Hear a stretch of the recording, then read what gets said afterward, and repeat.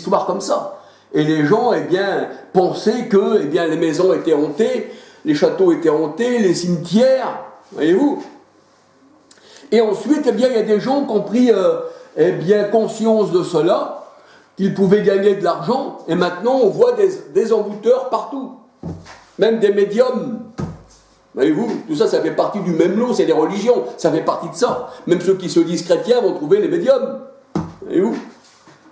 Parce que ça fait partie d'un lot. Mais le Seigneur, il dit qu'il nous a séparés de tout ça.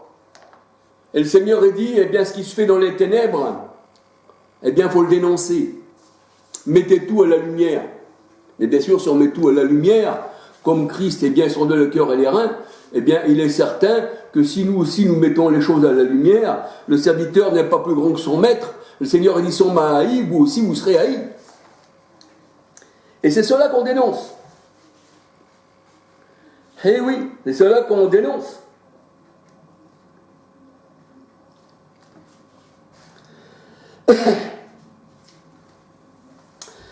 Le mot Satan, le mot diable, on peut dire qu'il est polyvalent. Au lieu de dire Satan ou diable, si vous voulez parler en français, vous pouvez simplement dire adversaire.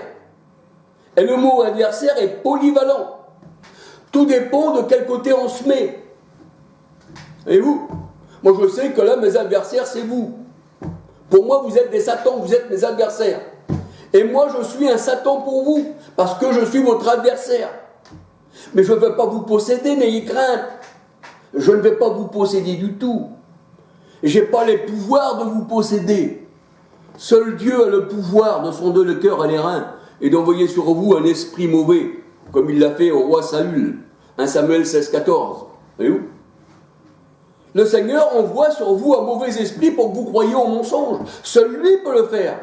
Voyez-vous? Les disciples aussi avaient le pouvoir de faire ces choses-là.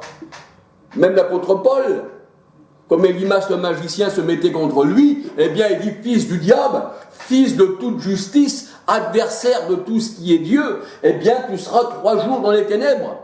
Je ne sais pas si c'est 3 jours, je ne veux pas mentir, mais tu resteras dans les ténèbres. Et là on voit qu'Élimas, eh bien il cherchait, il était dans les ténèbres. Ça veut dire que le Seigneur avait donné pouvoir à ses apôtres aussi, eh bien de bénir, mais aussi de maudire, voyez-vous. C'est pas un démon qui a fait ça. C'est le Seigneur qui donnait, eh bien, à ses disciples. Il dit, ce que vous lirez, eh bien, sur cette terre sera lié, ce que vous délirez sur cette terre, eh bien, sera délié dans les cieux. Mais ça, c'est le Seigneur qui donnait ça à ses disciples. Et si le Seigneur, il nous donne de parler aujourd'hui, c'est qu'on parle en son nom. Et c'est qu'on vient vous dire que, eh bien, le mot diable, le mot Satan, eh bien, ne vous fera rien de mal. Pas plus que le chiffre 666. Le chiffre 666, même si vous l'avez chez vous, ce chiffre-là ne pourra pas vous faire de mal. C'est comme un revolver, si vous l'avez chez vous, eh bien le revolver ne pourra pas vous faire de mal. Le revolver ne pourra pas vous faire de mal à condition qu'il soit entre les mains d'un homme dangereux. Le 666 représente l'homme dangereux. Mais le chiffre par lui-même ne pourra pas vous faire de mal. Le mot Satan représente l'adversité, mais il ne peut pas vous faire de mal. Voyez-vous? Ça, c'est l'adversité, c'est tout. Satan, diable, adversité, simplement. Il est temps de passer aux choses sérieuses, d'étudier ce mot. Et oui, et si on l'étudie, eh bien, on s'aperçoit que, eh bien, c'est simplement un mot comme tant d'autres mots. Voyez-vous? Adversaire n'est pas un mot plus grand que, je ne sais pas moi, comme plus grand que, mettons, jardinier ou brouette, ou je ne sais pas, mettons. C'est un mot parmi tant d'autres. Adversaire, Satan ne peut pas vous faire de mal. Ce mot-là représente ce que la personne est, soit en bien, soit en mal. Voyez-vous? Alors on va lire un peu plus loin, mais c'est guidé un peu par le Seigneur. C'est vrai que le Seigneur Jésus-Christ, il disait à Pierre, regarde-moi Satan, parce que tes pensées ne sont pas mes pensées. Voyez-vous? Et la parole de Dieu nous dit que c'est ces pensées-là qui font que nous sommes des adversaires, nous sommes des Satans. Et la parole de Dieu nous dit, nous avons la pensée de Christ. Si on a la pensée de Christ, on ne peut pas être ennemi du Seigneur, puisque celui qui n'a pas l'esprit de Christ ne lui appartient pas. Et la parole de Dieu nous dit dans 1 Corinthiens 2, verset 16, 1 Corinthiens 2, 16, « Or, nous avons la pensée de Christ. » Mais Pierre, à cette époque-là, lui, il avait la pensée des hommes. Il était devenu un Satan. Pour les plans du Seigneur et contre le Seigneur. Et pourtant, c'était un apôtre. Eh oui. Pierre ne se promenait pas dans les cimetières. Il n'allait pas honter les poupées. Il n'allait pas honter des châteaux. Eh non, ça c'est de la folie, ça. Alors, on va regarder dans la parole de Dieu, dans 2 Samuel 24, 1. Dans 2 Samuel 24, 1, la parole de Dieu nous dit que l'Éternel excita David à faire le dénombrement d'Israël et de Juda. L'Éternel, il est bien dit, l'Éternel excita David à faire le dénombrement d'Israël et de Juda. 2 Samuel 24, 1. Là, on voit que l'Éternel, c'est lui qui excite David.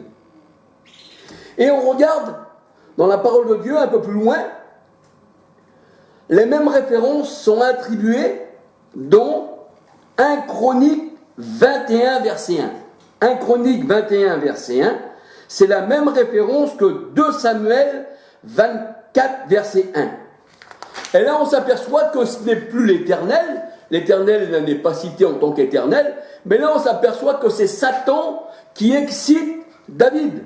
Alors, on nous dit d'un côté que c'est l'Éternel qui excite David à faire le dénombrement d'Israël, et après, on nous dit que c'est Satan qui a excité David à faire le dénombrement d'Israël et de Juda. Ben oui, parce que là, l'Éternel a excité David, c'est vrai, mais il était devenu un Satan pour Israël, c'est-à-dire un adversaire d'Israël, parce qu'Israël ne marchait pas comme le Seigneur voulait. Mais l'Éternel n'est pas un esprit possesseur, bien qu'il habite en nous par l'esprit, mais il nous rend libres. Mais lui, il est véritable Dieu, il fait ce qu'il veut. Voyez-vous ? Mais le Seigneur était devenu un Satan pour Israël. Mais si on enlève le mot Satan, qui veut dire simplement adversaire, là c'est plus choquant du tout. On pourrait lire, eh bien, le Dieu, l'adversaire, Dieu l'adversaire, qui est devenu adversaire, était devenu Satan, eh bien, excita David. Il excite David à faire le démembrement d'Israël, sans pour autant être, eh bien, un ange déchu. Le Seigneur n'est pas un ange déchu. Le Seigneur est éternel. Or, le Seigneur, c'est l'Esprit. Alléluia.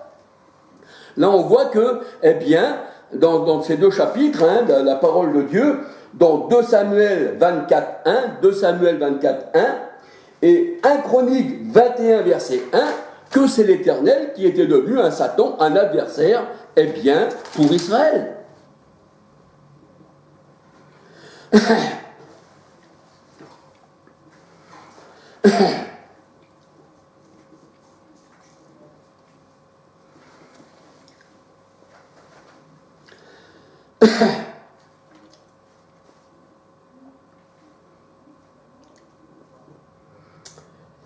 Alléluia.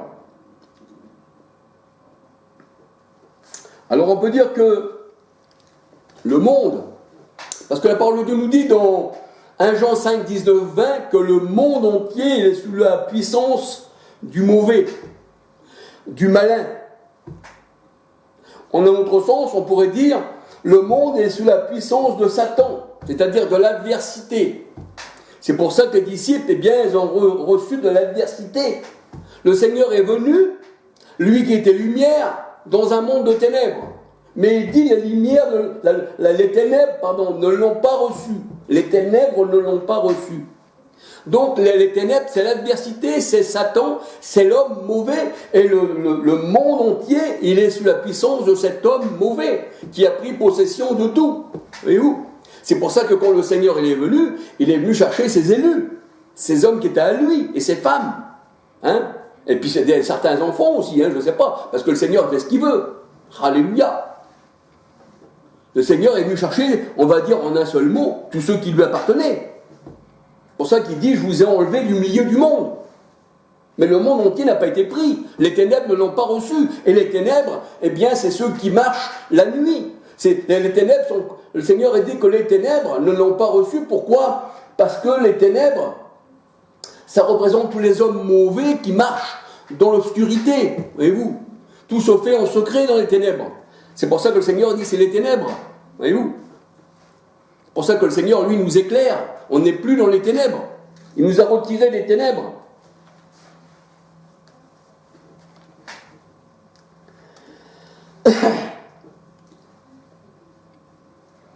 Alors c'est vrai que quand on regarde bien dans la parole du Seigneur, eh bien, tous les hommes, tout ce qu'on appelle faux prophètes, ce qu'on appelle lion rugissant, tout ça, eh bien, c'est le faux prophète, le lion rugissant, les loups, tout ça, eh bien, c'est attribué, eh bien, au faux prophète que le Seigneur appelle le lion rugissant. Voyez-vous, 1 Pierre 5,8.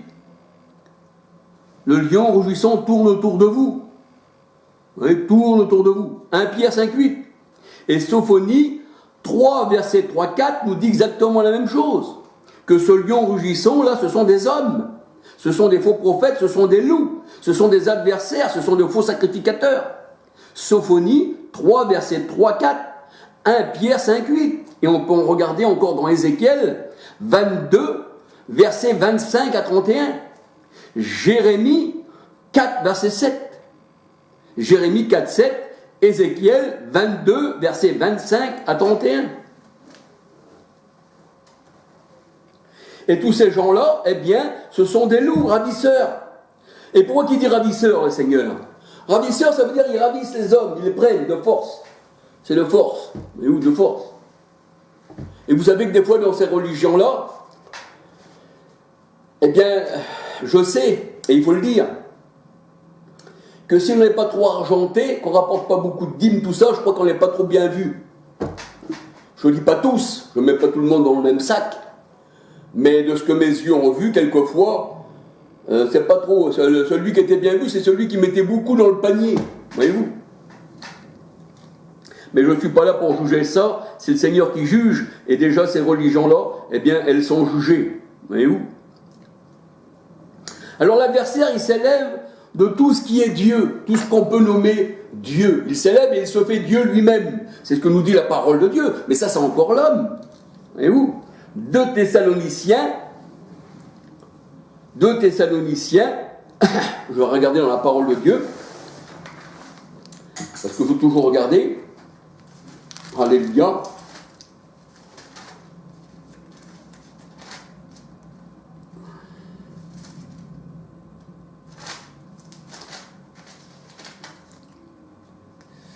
Voilà, 2 Thessaloniciens 2, oui. 3, 4, 2 Thessaloniciens 2, 3, 4. Et on peut lire aussi 2 Thessaloniciens 2 encore, 8 à 12. Là, on voit que c'est l'adversaire qui s'élève au-dessus de tout ce qu'on peut nommer Dieu. Il s'élève. Mais ça, c'est l'homme qui s'élève. C'est pour ça que le Seigneur a dit, vous vous opposez toujours au Saint-Esprit.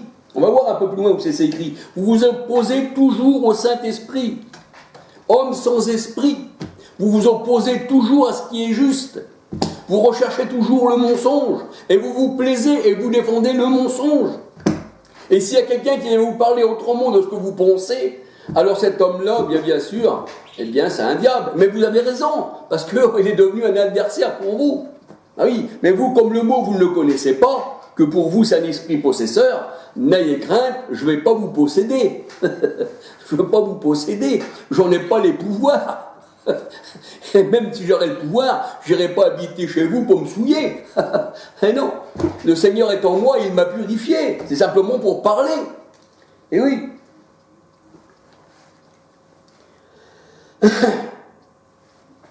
Alors la parole de Dieu nous délivre des hommes méchants et pervers.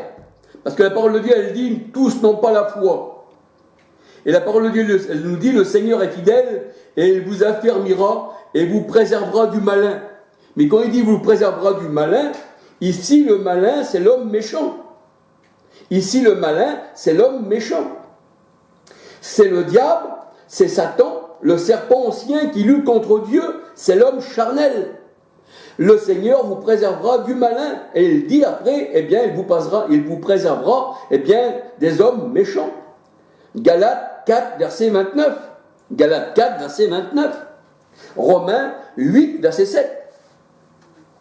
L'homme mauvais qui s'oppose toujours à l'Esprit Saint, qui s'oppose à Christ et à ses disciples. Et cet homme-là, eh bien, on le retrouve, quand il est sorti d'Égypte, il a fait le veau d'or. Et on retrouve encore son temple là, qui a été détruit par le Seigneur, parce que c'était l'homme qui s'opposait à Dieu. Eh bien, le Seigneur, il n'en a fait plus qu'une ruine de ce temple. C'est écrit dans la parole de Dieu, dans Galates 4, 21 à 31. Voyez-vous? Ça, c'est Agar, c'est l'Égypte. Et oui, il s'oppose toujours à la parole de Dieu. Il s'oppose au Saint-Esprit. Acte 7, versets 51 à 59.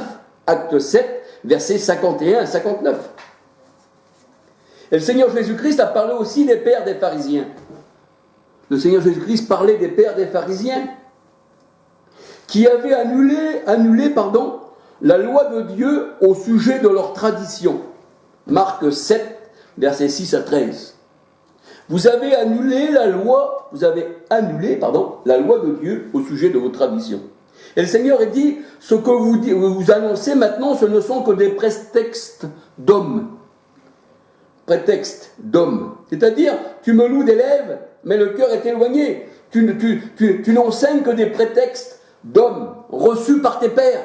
C'est pour ça que le Seigneur Jésus-Christ, dans sa parole, il disait aux pharisiens, eh bien, ce que vos pères ont été, vous aussi, vous l'êtes. Parce que ces pères-là, eh bien, ils ont instruit, eh bien, ceux qui étaient contre Christ.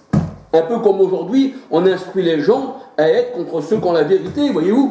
Et leurs pères, eh bien, on peut dire à ces gens-là aussi, ceux des religions, ils ont pour père le diable. Comme le Seigneur Jésus disait des pharisiens. Et le Seigneur Jésus avait une vive discussion avec les Juifs qui ne voulaient pas être libérés par lui. Vous savez, le Seigneur Jésus-Christ, il est venu pour libérer les hommes. Et il disait, le Fils de l'homme, si vous affranchit, vous serez réellement libre. Eux, ils disaient, nous, on n'a pas besoin d'être libres. On a pour père Abraham. Mais nous savons qu'Abraham, eh bien, il a eu Sarah, mais il a aussi eu Agar. Et eux, c'était les enfants d'Agar, l'égyptienne, que le temple a été détruit, là, à Jérusalem. Voyez-vous, ça c'était Agar.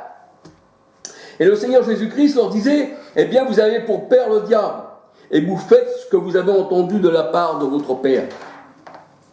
Ben oui, parce que dans ces religions-là, eh bien, on instruit les gens toujours pareil. Et ça, c'est les pères.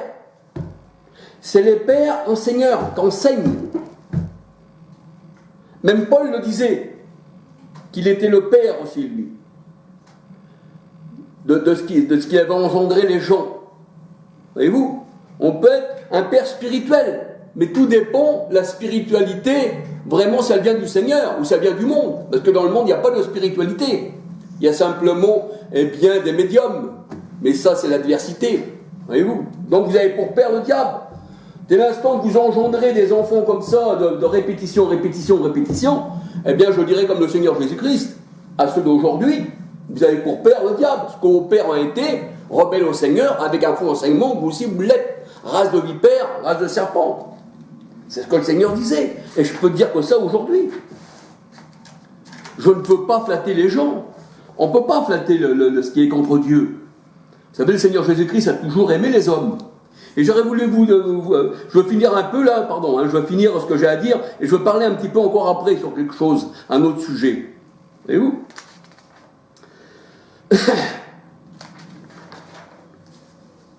Ah oui, ça c'était l'adversité. Et ça on retrouve quand le Seigneur Jésus-Christ il dit vous avez pour père le diable, eh bien on retrouve ceci dans Jean 8, versets 36 à 34. Il dit il a été meurtrier dès le commencement. Et nous savons que Caïn, eh bien c'était lui le premier meurtrier. Caïn, et ensuite toute sa descendance de Caïn, tout ça, eh bien c'est tous ceux qui étaient contre Christ.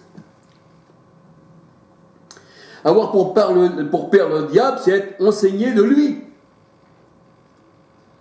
Voilà, et c'est à l'écoute de ses parents. Ses parents, c'est-à-dire, comme on dit parents, eh bien c'est ceux qu'on enseigne.